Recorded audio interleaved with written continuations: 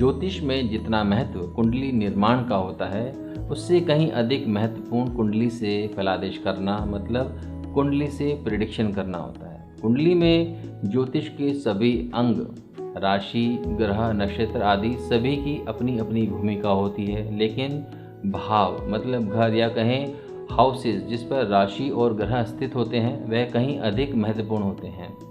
भिन्न भिन्न विचार कारक तत्व के लिए भिन्न भिन्न भावों का आंकलन किया जाता है। जैसे किसी जातक के सुख के विषय में यदि फलादेश करना है तो चौथे भाव अर्थात 4th हाउस को देखेंगे, लेकिन इस सुख के विषय में यदि हमें अधिक सटीक फलादेश करना है तब हम भावत भवम सिद्धांत को लागू करेंगे। यह सिद्धांत फलित करने के लिए या कहें कि फलादेश जानने के लिए बहुत ज़्यादा इम्पोर्टेंट है, बहुत ज़्यादा महत्वपूर्ण है। आइए आज इस सिद्धांत पर चर्चा करते हैं और साथ में यह भी जानेंगे कि किन भावों पर भावत भवम के नियम लागू नहीं होते हैं।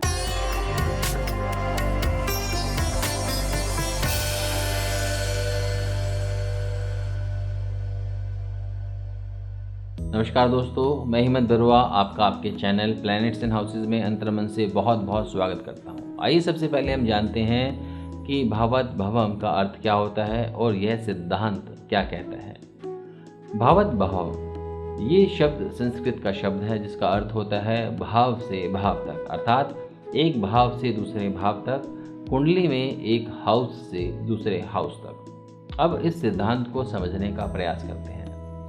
भावत भवम सिद्धांत के अनुसार जिस भाव से जिस वस्तु का विचार करना है उतनी ही संख्या वाले आगे का जो भाव होगा उससे भी हम वही विचार करेंगे। इसके अनुसार किसी भाव का उसी भाव से उस भाव संख्या के बराबर आगे बढ़ने पर जो भाव मिलता है वह भाव उसका पूरक भाव या शैडो भाव होगा। मुझे मालूम है कि बहुत कंफ्यूजिंग हो गया है, तो आइए इसे एक एग्जाम्पल के साथ समझते हैं। जैसे 5वां भाव फलित करना है तो इस सिद्धांत के अनुसार 5वें घर से 5वां अर्थात 9वां घर 5वें भाव का पूरक भाव होगा, मतलब शैडो भाव होगा। और यह 5वां भाव, यहाँ पर हम जो 5वां भाव है उसे मुख्य भाव मानेंगे और जो 9वां भाव है वह पूरक भाव या शैडो भाव कहलाएगा। मुख्य भाव और पूरक भाव मिलकर किसी विचार के फलित को सार्थक करते हैं, मतलब आपकी प्रिडिक्शंस को स्ट्रॉन्ग करते हैं। इस सिद्धांत के अनुसार पूरक भाव मूल भाव के कारक तत्वों के साथ साथ उससे जुड़े एलिमेंट्स के फल देने में भी सक्षम होता है। भावत भवम के अनुसार लगन भाव का पूरक समय लगन होगा, दूसरे भाव का जो पूरक है वह तीसरा भाव होगा, चौथे भाव का पूरक 7वां भाव होगा, 5वें भाव का पूरक 9वां भाव होगा, छठे भाव का पूरक 10वां भाव होगा। इसी प्रकार आगे भावों का संबंध ऐसे ही किया जा सकता है। जिस विचार का फलित करना है उस विचार के भाव पर शुभ और अशुभ ग्रहों की स्थिति को देखने के साथ साथ उस भाव से उतने ही स्थान आगे बढ़कर यदि हम देखेंगे तो जो भी पूरक भाव के अंदर स्थितियां होंगी उसी के हिसाब से हम फलित करेंगे और इन दोनों भावों के फलित के आधार पर ही हम निष्कर्ष निकालेंगे। मान लो किसी कुंडली में जातक की विद्या का विचार करना है, मतलब कि उसकी एजुकेशन का विचार करना है, तो हमें मालूम है कि विद्या का जो घर होता है वह 5वां होता है और यह 5वां घर यहाँ पर मुख्य घर कहलाएगा और इस पर ग्रहों की क्या शुभ या अशुभ प्रभाव है उसके बारे में जानेंगे। उसके बाद फिर हम भावत भवम सिद्धांत के अनुसार 5वें से 5वां घर मतलब 9वें घर का विचार करेंगे जो इसका शैडो या पूरक भाव होगा और 9वें भाव पर भी हम देखेंगे कि किस तरह के प्रभाव वहाँ पर है। 9वां भाव जो है वह धर्म और भाग्य का भाव होता है, तो इसलिए किसी भी जातक की शिक्षा में जो धर्म और भाग्य की भूमिका रहने वाली है, यदि वहाँ पर जो ग्रहों के प्रभाव है वह शुभ रहेंगे तो जातक की जो शिक्षा है वह सुगमता से रहेगी और अच्छी रहेगी।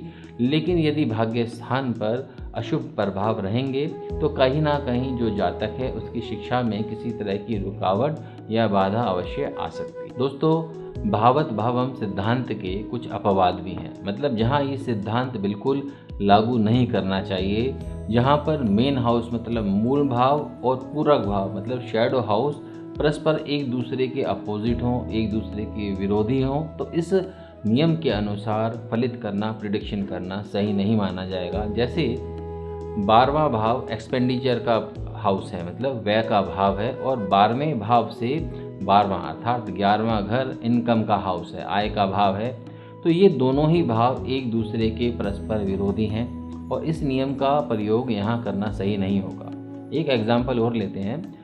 अष्टम से अष्टम होने के कारण तीसरा भाव आयु को दर्शाता है, वहीं द्वितीय भाव तृतीय भाव से द्वादश होने के कारण आयु की हानि करता है। तो अर्थात यह एक मारक भाव है, इसलिए इस नियम का प्रयोग इन भावों के प्रति करना सही नहीं होगा। दोस्तों, ज्योतिष में भावत भवम सिद्धांत को ऋषि पराशर का किया गया उपकार माना जाता है, क्योंकि इस सिद्धांत के बिना केवल मूल भाव पर विचार किया जाए और मूल भाव में यदि शुभता भी हो और अच्छे परिणाम ना मिले तो उसका उपाय करना बहुत मुश्किल हो जाता था। इस सिद्धांत को यूज़ करने से जो मूल भाव है और जो पूरक भाव है उनकी शुभता और अशुभता का अच्छे से आंकलन किया जा सकता है और उसके आधार पर उपाय किए जा सकते हैं। इसे मैं आपको एक उदाहरण के साथ समझाने का प्रयास करूंगा तो आपके अच्छे से जो क्लैरिटी आपको मिल पाएगी। मान लीजिए कि किसी जातक को विवाह संबंधित कोई परेशानी है, तो कुंडली के अनुसार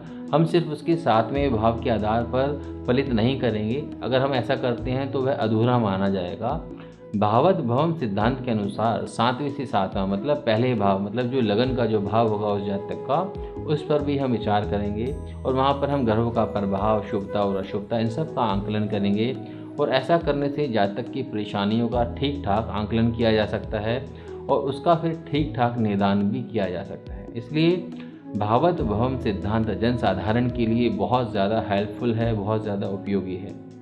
उम्मीद करता हूँ कि अब आपको काफ़ी हद तक भावत भवम सिद्धांत के बारे में जानकारियाँ हो गई होंगी और इसी के साथ मैं अब आपसे आज्ञा चाहूँगा। जल्दी मिलते हैं ज्योतिष संबंधित किसी महत्वपूर्ण विषय की जानकारी से भरे वीडियो में। तब तक के लिए नमस्कार।